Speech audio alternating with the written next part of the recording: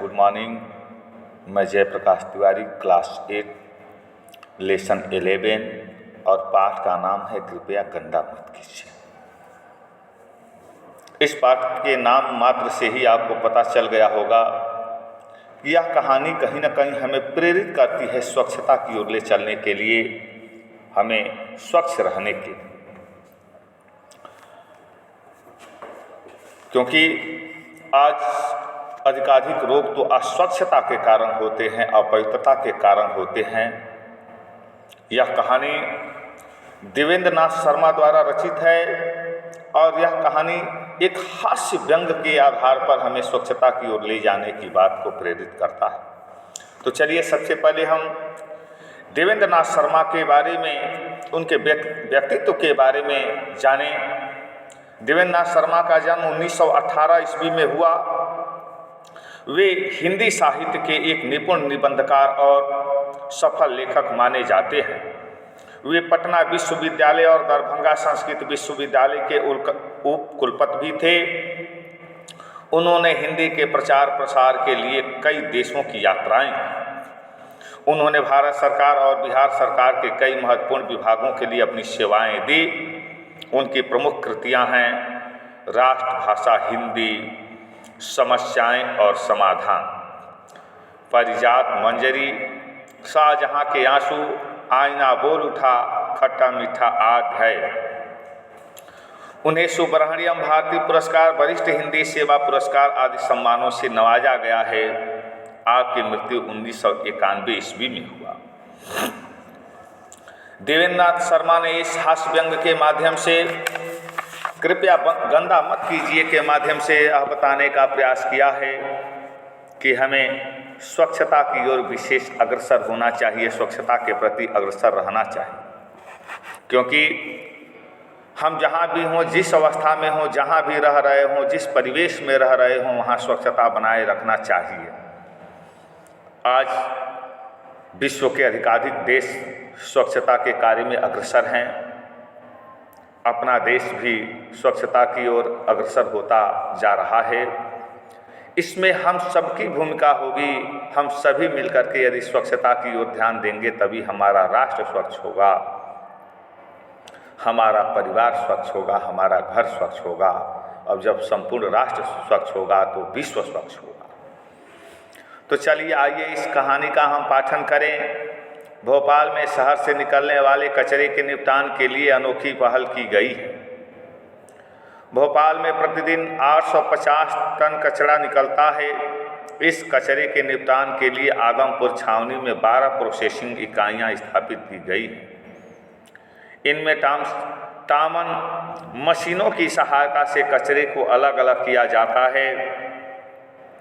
कचरे से निकलने वाले कपड़ों का उपयोग रस्सी बनाने में किया जाता है। इन रस्सियों को बाजार में बेचा जाता है। रंगीन होने के कारण इनकी बाजार में मांग बढ़ी है। बाजार में पहुंचने से पूर्व इनको अलग अलग रंगों से रंग दिया जाता है। इसी तरह प्लास्टिक की भी प्रोसेसिंग की जा रही है। गीले कचरे से खाद बनाने का संयंत्र भी स्थापित किया गया है। स्वच्छता सर्वेक्षण पैरामीटर में कचरे की प्रोसेसिंग के 2 विकल्प दिए गए हैं, कचरे से बिजली बने या फिर खाद का निर्माण। इन दोनों पैरामीटरों पर काम चल रहा है। इसका सबसे बड़ा लाभ यह है कि कचरे का निपटान तो हो ही जाता है, साथ ही उनका उपयोग भी रचनात्मक कामों में होता है। शहर में गंदगी भी नहीं रहती और न ही कूड़े के पहाड़ बनते हैं। ये जो उपरोक्त भोपाल के आदमपुर छावनी में जो कार्य हुआ है वह स्वच्छता को अग्रसर करने में सहायक है। एक तो हमारे कचरे समाप्त होंगे और दूसरे उससे हमें लाभ भी होगा। या तो उससे बिजली का निर्माण होगा या खाद का निर्माण होगा। दोनों किसी न किसी रूप में हमें लाभ पहुंचाने का कार्य करेंगे। अब कहानी का प्रारंभ यहाँ से होता है कि अभी मैं एक सार्वजनिक स्थान पर खड़ा हूँ। सार्वजनिक मतलब जहाँ सभी लोग स्वतंत्र भाव से रह सकें। सामने लिखा है कृपया गंदा मत कीजिए। इस आदेश, निर्देश या उपदेश के साथ यदि यह भी लिखा होता गंदा शब्द से क्या अभिप्रेत है, गंदा शब्द का क्या अर्थ है, गंदा शब्द का क्या अभिप्राय है, तो मुझे इसका अर्थ समझने में आसानी होती, सहूलियत होती। शब्द और अर्थ का रात दिन विचार करते करते मुझे प्रत्येक शब्द के अर्थ में संदेह हो जाता है। जो लोग धड़ल्ले से शब्दों का प्रयोग करते हैं वे सचमुच भाग्यशाली हैं, अच्छे भाग्य वाले हैं। मैं तो उपयुक्त वाक्य को लेकर देश काल पात्र आदि की उलझन में पड़ गया हूँ। गंदा का जो अर्थ मेरी दृष्टि में है वही बहुतों की दृष्टि में नहीं है। मैं मिट्टी के स्पर्श से बचना चाहता हूँ क्योंकि उसमें मुझे गंदगी दिखती है। कपड़े पर मिट्टी का धब्बा आँखों को खटकने लगता है क्योंकि उससे मेरी नागरिकता और सभ्यता में बट्टा लगता है, कलंक लगता है, नुकसान होता है। किंतु ऐसे करोड़ों लोग हैं जिन्हें मिट्टी से इतना प्यार है कि वे उससे अलग होने की कल्पना भी नहीं कर सकते। वे तो वस्तुतः मिट्टी में ही सने रहते हैं और उन्हें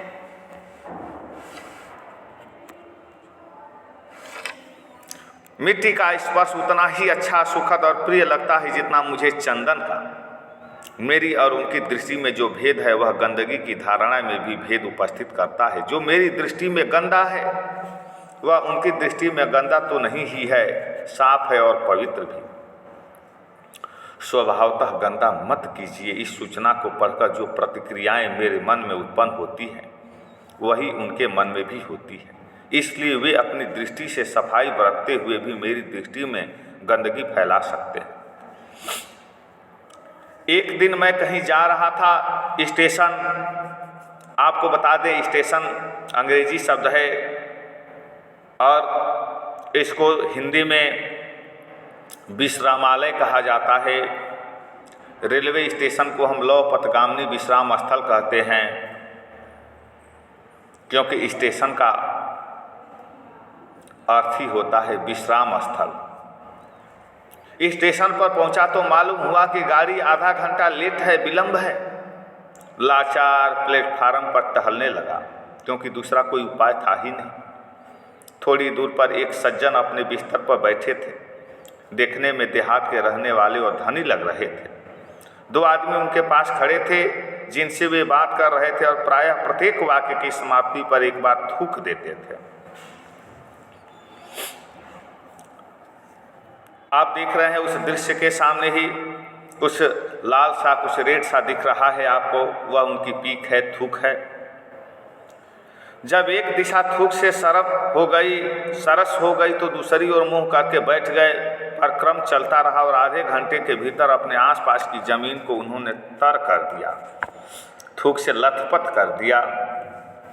मैं उनकी इस चेष्टा को बड़े ध्यान से देखता रहा और मेरा निष्कर्ष यह रहा कि वह शक्ति व्यक्ति लघु सिंचाई योजना में बड़े काम का सिद्ध हो सकता है।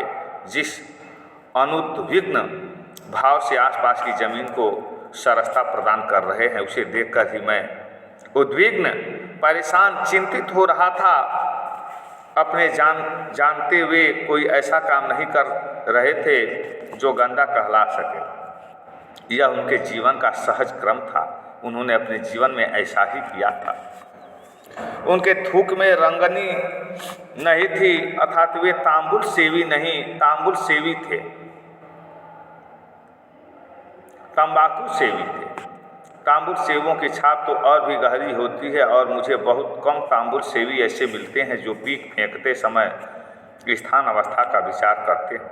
यूँ सामान्यतः तंबाकू खाने वालों की अपेक्षा पान खाने वाले अधिक संपन्न और सभ्य भी समझे जाते हैं। व्यसनों में भी वर्ग भावना है, बुराइयों में भी, नशा में भी वर्ग भावना है। बीड़ी पीने की अपेक्षा सिगरेट पीना अधिक अभिजात्य अर्थात अच्छा, श्रेष्ठ माना जाता है और सिगरेटों में भी कीमत के अनुसार निचली और ऊंची जातियां होती हैं। जिसने पीने वाले का सामाजिक स्तर निर्धारित होता है तो सामाजिक स्तर में चाहे जो भी भेद हो, गंदगी फैलाने में सब समान है। राइटर कहना चाहता हो कि सामाजिक स्थितियों को भले ही अलग अलग भेद हो, लेकिन यहाँ पर एक ही भेद है गंदगी फैलाने वाला, क्योंकि गंदगी फैलाने वाले सभी हैं। आपने देखा कि व्यसन में, बुराई में, गंदगी, नशे आदि में भी सबका अपना अपना एक स्टेटस है। सुरती खाने वाले तंबाकू खाने वाले से श्रेष्ठ मानता है पान खाने वाला, बीड़ी पीने वाला से श्रेष्ठ मानता है एक सिगरेट पीने वाला, लेकिन दोनों नशेड़ी हैं, दोनों नशे से युक्त हैं। इसलिए साहित्य की दृष्टि में दोनों एक बराबर हैं। प्यारे बच्चों, इस वीडियो में बस इतना ही, फिर हम अगले वीडियो के माध्यम से मिलेंगे। लेकिन ध्यान रखिए, आप स्वच्छता बनाए रखिए, स्वच्छता को ध्यान में रखिए, कहीं भी अपने पीक को न डालिए, कहीं भी आप थूकने का प्रयास न कीजिए, उसके लिए भी उचित जगह को खोजिए। प्यारे बच्चों, इस वीडियो में बस इतना ही, फिर अगले वीडियो में मिलेंगे। धन्यवाद।